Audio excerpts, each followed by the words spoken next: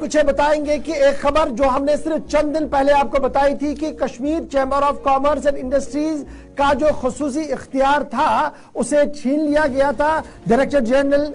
DGFT की तरफ से। लेकिन अब एक अच्छी और राहत भरी खबर आ रही है और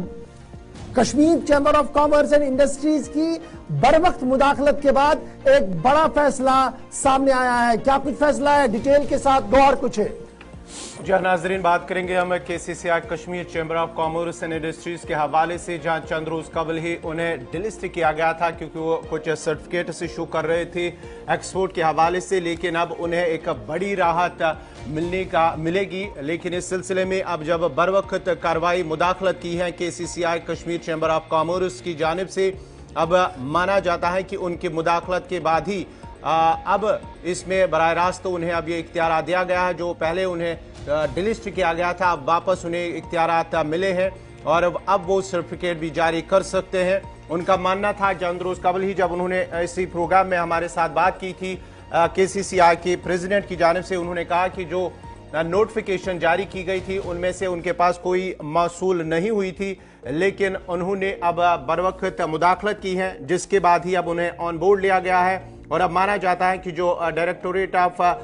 फॉरेन ट्रेड है उनकी जानिब से उन्हें अब अप्रूवल मिला है, जिसके बाद ही अब वो ये सर्टिफिकेट जारी कर सकते हैं। पहले उन्हें इसे डिलिस्ट किया गया था लेकिन बरवक्त मुदाखलत के बाद अब उन्हें बाज़ाब्ता तौर पर जो एक्सपोर्टर होंगे, जो बाहर की दुनिया में बाहर की मुल्कों में ये एक्सपोर्ट करते हैं, अब उन्हें वो जो सर्टिफिकेट होगी वो अब बाज़ाब्ता तौर पर इसे इशू कर सकते हैं।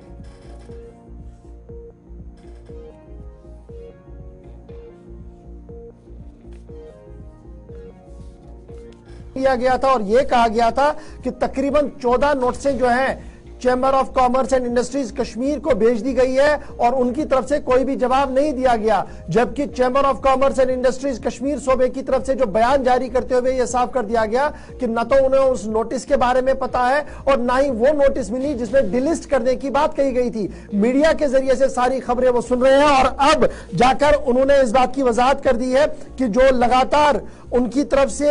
इस केस को परस्यू किया गया उसके बाद ही डीजीएफटीए ने इस बात को मान लिया कि दोबारा से केसीसीएफ को वो इख्तियार दिए जाए जिसके तहत वो लेटर ऑफ इंटेंट जारी कर सकते हैं। और ये जो 14